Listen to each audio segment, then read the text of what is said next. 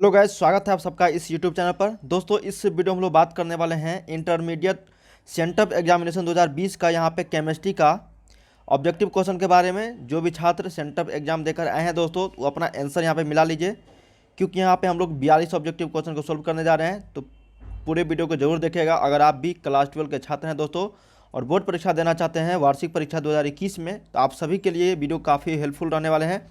और आप लोग को इसी तरह के ये जो क्वेश्चन तैयार किया था, ये बिहार बोर्ड ने ही तैयार किया था दोस्तों, और सेम इसी तरह का पैटर्न रहने वाले हैं आप लोगों को एनुअल एग्जाम 2021 में। ठीक है, इंटरमीडिएट सेंटअप एग्जामिनेशन 2020, ठीक है, इसका यहाँ पे क्वेश्चन करने जा रहे हैं। सेट कोड ए है दोस्तों। तो जो भी छात्र यहाँ पे दिए हैं क्वेश्चन मतलब एग्जाम देके, तो अपना मिलाइएगा। वीडियो पसंद आएगा तो लाइक ज़रूर करना दोस्तों, और इस वीडियो को शेयर भी कर दीजिएगा। ठीक है, अगर आप तैयारी करना चाहते हैं और भी सब्जेक्ट का, physics, chemistry, biology, English, Hindi, सभी सब्जेक्ट का, मैथमेटिक्स का, तो लिंक नीचे डिस्क्रिप्शन में दिया गया है दोस्तों वेबसाइट का, या फिर गूगल पे सर्च कीजिए starkstudypoint.com। वहाँ पे आप लोग को हर सब्जेक्ट का चैप्टर वाइज ऑब्जेक्टिव सब्जेक्टिव देखने को मिल जाएंगे, तो जाके आप लोग जरूर विजिट कीजिएगा। ठीक है, चलिए यहाँ पे पहला क्वेश्चन देखते हैं कि निम्नलिखित में से किस प्रकार के ठोस क्रिस्टल ताप एवं विद्युत के सुचालक होते हैं दोस्तों। तो इसका सही उत्तर है दोस्तों आपका धात्विक हो जाएगा। ठीक है, देखिए हिंदी और इंग्लिश दोनों मीडियम छात्रों के लिए यहाँ पे दोनों मतलब लैंग्वेज में रहते हैं क्वेश्चन। तो अगर आप हिंदी नहीं समझ पा रहे हैं तो इंग्लिश में भी आप वहाँ पे देख सकते हो। ठीक है, ताकि आप लोग को अच्छे से समझ में आ जाए।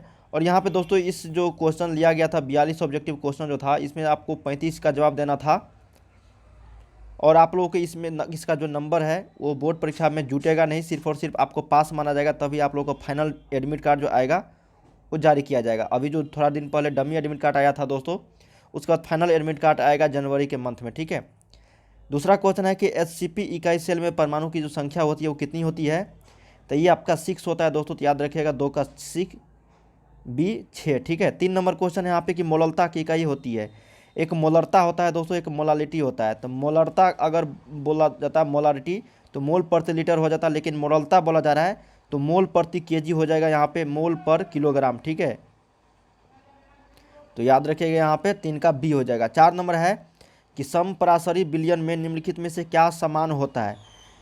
समपराशरी विलयन में निम्नलिखित में से क्या समान होता है, ये पूछा गया है ना। तो ये आपका हो जाएगा दोस्तों यहाँ पे कि ऑस्मोटिक प्रेशर। ठीक है, परासरण दाब हो जाएगा। तो सी उत्तर यहाँ पे 4 का सी। दोस्तों मैं आप लोग को बता दूँ यहाँ पे, क्योंकि सभी को क्वेश्चन एक ही मिल रहा है दोस्तों, बिहार बोर्ड जो है सभी को क्वेश्चन एक ही बार यहाँ पे भेजा है स्कूलों के पास। तो सभी छात्रों को एक ही यहाँ पे क्वेश्चन पूरे बिहार में मिल रहा है। ठीक है, जो भी छात्र यहाँ पे एग्जाम देकर आए हैं तो सभी का क्वेश्चन समझो एक ही है। तो जो भी आप लोगों का यहाँ पे सेट है मिलाइएगा।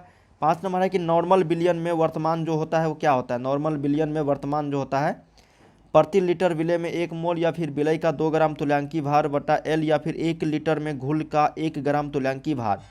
तो सही उत्तर यहाँ पे 5 का सी हो जाएगा दोस्तों, 1 लीटर में घुल का 1 ग्राम तुल्यांकी भार हो जाएगा। 5 का सही उत्तर सी। नॉर्मल सॉल्यूशन कंटेंट्स यहाँ पे पूछा रहा है, तो यहाँ पे हो जाता है 1 gram equivalent weight of solute in 1 litre. तो सही उत्तर है 5 का सी। 6 नंबर है दोस्तों कि वह धातु जो तनुगंध काल से अभिक्रिया नहीं करती है। क्या क्वेश्चन है कि वह धातु जो तनु गंधक अम्ल से अभिक्रिया नहीं करती है, वो कौन सा यहाँ पे एलिमेंट है दोस्तों। तो सही उत्तर यहाँ पे एफ ही हो जाएगा, आयरन। तो 6 का बी। 7 नंबर है कि धातु जो सरलता से ऑक्सीकृत हो जाती है, वो कौन सा धातु है दोस्तों। धातु जो सरलता से ऑक्सीकृत हो जाती है वो आयरन है। तो सही उत्तर यहाँ पे 7 का सी। 8 नंबर है दोस्तों यहाँ पे कि उत्प्रेरक का प्रभाव अभिक्रिया की दर पर क्या होता है। उत्प्रेरक का प्रभाव, ठीक है, कैटेलिस्ट का अभिक्रिया की दर पर क्या प्रभाव पड़ता है। तो ये इंक्रीज, डिक्रीज, या फिर बोथ इंक्रीज या फिर डिक्रीज। तो सही उत्तर यहाँ पे 8 का आपका इंक्रीज हो जाएगा दोस्तों। ठीक है, तो 8 का ए यहाँ पे सही उत्तर है। नेक्स्ट है 9 नंबर दोस्तों, यहाँ पे बताया जाए कि प्रथम कोटि अभिक्रिया के लिए टी हाफ का जो मान होता है वो कितना होता है। तो इसका डायरेक्ट फार्मूला होता है दोस्तों, टी हाफ बराबर 0.693 अपॉन के। सही उत्तर यहाँ पे 9 का सी। 10 नंबर है कि निम्नलिखित में से सबसे कम जो गोल्ड संख्या वो किसका होता है दोस्तों। तो गोल्ड संख्या, स्वर्ण संख्या जो सबसे कम होता है वो आपका जिलेटिन होता है। तो सही उत्तर यहाँ पे 10 का ए, जिलेटिन का। अधिशोषण है, अधिशोषण जो यहाँ पे एडसॉर्प्शन, तो क्या है दोस्तों। तो ये एक पृष्ठीय परिघटना है। ठीक है, सरफेस फेनोमेनन है, तो सही उत्तर यहाँ पे 11 का डी। 12 है कि रासायनिक अधिशोषण होता है, तो रासायनिक अधिशोषण जो होता है दोस्तों अनुत्क्रमणीय या फिर ऊष्माशोषी, तो ये होता है आपका दोस्तों अनुत्क्रमणीय, तो सही उत्तर यहाँ पे आपका ई रिवर्सल यहाँ पे हो जाएगा, सही उत्तर यहाँ पे अनुत्क्रमणीय हो जाएगा दोस्तों। 13 है दोस्तों कि पायराइट अयस्क का सांद्रण निम्नलिखित में से किस विधि द्वारा करते हैं, तो पायराइट अयस्क जो होता है दोस्तों उसका कंसंट्रेटेड करते हैं किस मेथड से, तो ये आपका फेन उत्प्लावन विधि से होता है, तो 13 का सही उत्तर सी। 14 है दोस्तों कि गैलेना किस धातु का अयस्क है, तो गैलेना जो है दोस्तों जो धातु का अयस्क है उसका नाम आपका यहाँ पे पीवी है, तो सही उत्तर यहाँ पे 14 का बी। 15 नंबर है दोस्तों कि लाल फास्फोरस आवर्त सारणी के किस ब्लॉक के तत्वों का सदस्य है, क्या क्वेश्चन है कि लाल फास्फोरस आवर्त सारणी के किस ब्लॉक के तत्व का सदस्य है दोस्तों, तो ये आपका पी ब्लॉक के तत्व के सदस्य है, तो सही उत्तर है 15 का बी। 16 देखते हैं दोस्तों यहाँ पे कि SO2 से SO3 प्राप्त करने के लिए किस उत्प्रेरक का उपयोग किया जाता है, क्या क्वेश्चन है कि SO2 से SO3 प्राप्त करने के लिए किस उत्प्रेरक का उपयोग होता है, तो ये होता है V2O5, तो सही उत्तर यहाँ पे 16 का ए। 17 है दोस्तों कि निम्नलिखित में से कौन सा तत्व प्रकृति में मुक्त अवस्था में पाया जाता है, फ्री अवस्था में यहाँ पे पाया जा रहा है, फ्री स्टेट में। Which of the following elements is found in free state in the nature, तो सही उत्तर यहाँ पे 17 का आपका नाइट्रोजन हो जाएगा जो प्रकृति में मुक्त अवस्था में पाया जाता है। 20 नंबर देखते हैं 17। 18 नंबर देखते हैं दोस्तों कि H3PO3 जो की क्षारकता जो है यहाँ पे बेसिसिटी वो कितनी होती है, 1, 2, 3 या फिर 0, तो ये आपका 2 होता है दोस्तों बेसिसिटी ऑफ H3PO3 का, ठीक है। निम्नलिखित में से कौन अधिकतम क्षारीय है, which one of the following is most basic, तो यहाँ पे हो जाएगा आपका SbH3, तो 19 का यहाँ पे डी। 20 है दोस्तों कि अम्लराज का जो मिश्रण है वो कौन सा यहाँ पे, तो अम्लराज का जो मिश्रण होता है दोस्तों एक्वारेजिया का, तो सही उत्तर यहाँ पे आपका 3HCl प्लस HNO3 का हो जाएगा, तो सही उत्तर यहाँ पे 20 का ए। 21 है दोस्तों कि H2O अणु में ऑक्सीजन परमाणु का जो संकरण है हाइब्रिडेशन है ऑक्सीजन इन H2O मॉलिक्यूल कितना है दोस्तों, ये sp3 है, तो सही उत्तर यहाँ पे 21 का सी। 22 है कि सल्फर का अणुसूत्र काफ़ी सिंपल S8 होता है दोस्तों अणुसूत्र इसका, ठीक है।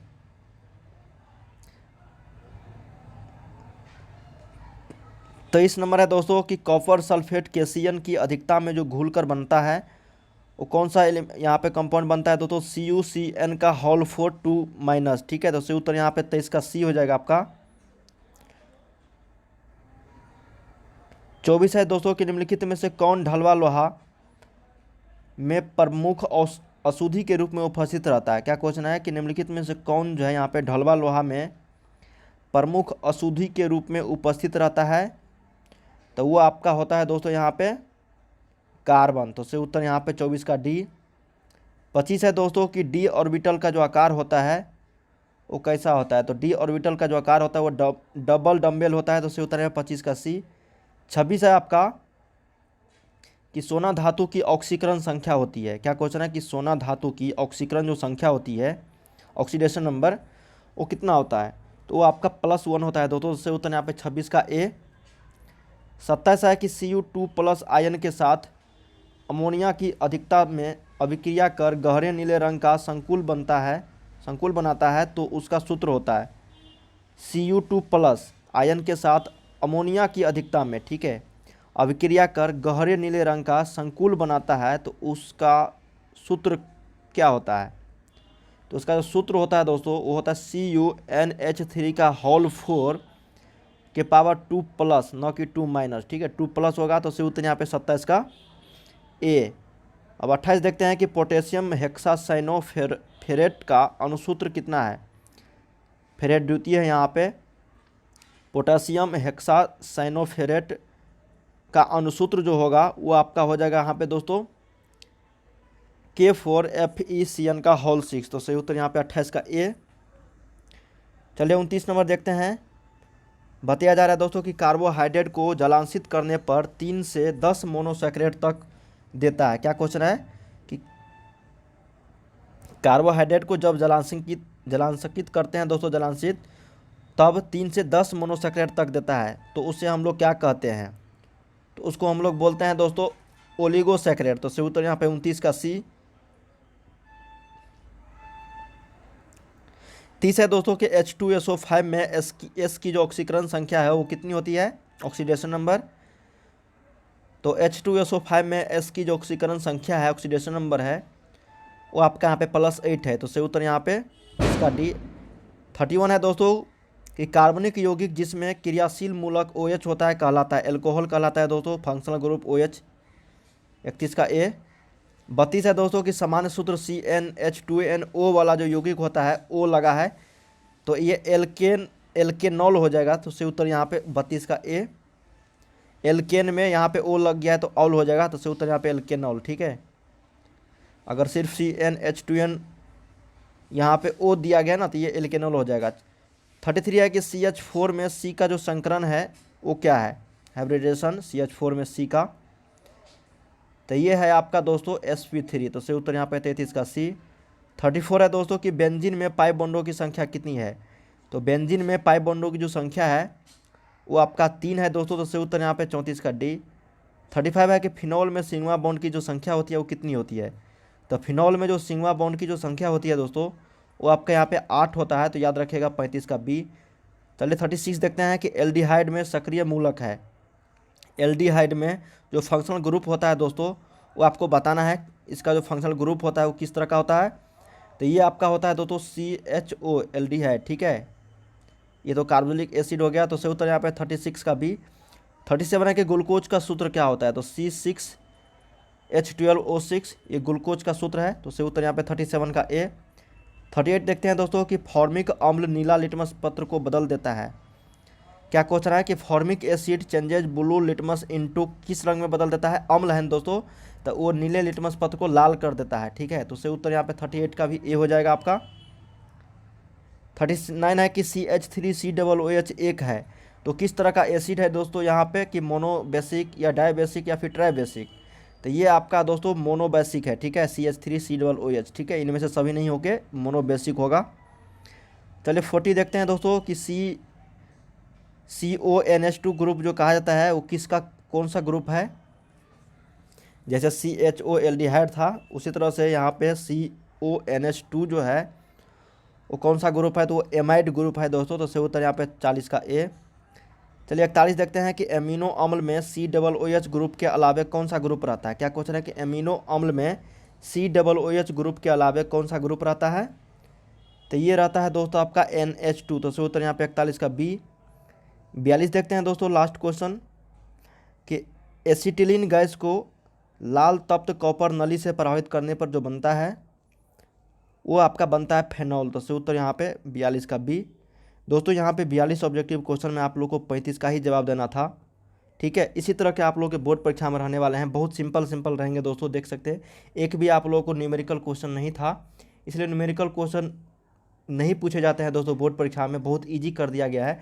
अब आप लोगों को थ्योरेटिकल क्वेश्चन पूछे जाते हैं, तो जितना आप लोगों को थ्योरेटिकल क्वेश्चन करोगे उतना बेहतर रहेगा आप लोगों के लिए। ठीक है, और प्रीवियस ईयर्स क्वेश्चन पेपर याद जरूर उसको पढ़ लीजिए, मिनिमम 5 से 6 साल का, उसी से सारे क्वेश्चन रहते हैं। अगर आप लोग 42 क्वेश्चन में देखोगे तो 30 से 35 क्वेश्चन प्रीवियस ईयर्स के ही क्वेश्चन था।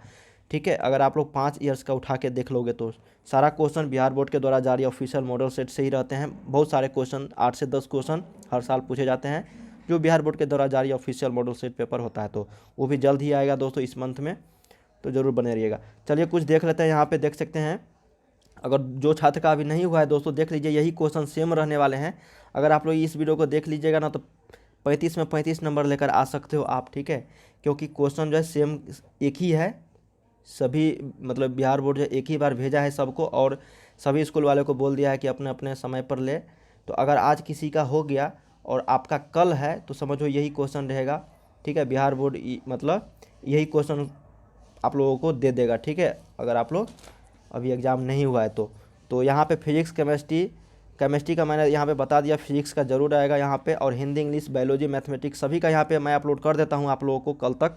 जो भी छात्र का एग्जाम होने वाला है दोस्तों ज़रूर कमेंट कीजिएगा आप लोगों का हुआ या फिर नहीं हुआ है, और यही क्वेश्चन रहने वाले हैं आप लोगों के बोर्ड परीक्षाओं में। ठीक है, यहाँ पे सेंटर परीक्षा में। और यहाँ पे देख लीजिएगा दोस्तों, यहाँ पे मैं आप लोगों को बता देता हूँ शॉर्ट क्वेश्चन, ठीक है। इसको स्क्रीनशॉट ले लीजिए या फिर देखिए, या फिर इसका लिंक नीचे डिस्क्रिप्शन में दे डालूंगा दोस्तों क्वेश्चन का, जहाँ पे आप लोग को मैं वेबसाइट पे अपलोड कर दूंगा क्वेश्चन को, वहाँ से आप लोग जाके देख सकते हो किस तरह के क्वेश्चन पूछे गए, ठीक है। देखिए टोटल आप लोगों को दीर्घ उत्तरीय प्रश्न जो रहेंगे long answer type, total 4 question रहने वाले हैं। उनमें से आपको मतलब टोटल 5 क्वेश्चन रहेंगे, ठीक है। नहीं दोस्तों, टोटल 6 क्वेश्चन रहेंगे, ठीक है। मतलब 6 क्वेश्चन रहेंगे, उनमें से आपको 3 का जवाब देना है और टोटल ये 15 नंबर का क्वेश्चन रहने वाले हैं। तो टोटल 6 क्वेश्चन में से आप लोगों को जो भी अच्छे लगे 3 क्वेश्चन वही आप लोगों को बताना है। उम्मीद करते हैं इस वीडियो के माध्यम से आप लोग को पता भी चल गया होगा दोस्तों। मिलते हैं नेक्स्ट वीडियो में दोस्तों, देखने के लिए आपका बहुत बहुत धन्यवाद।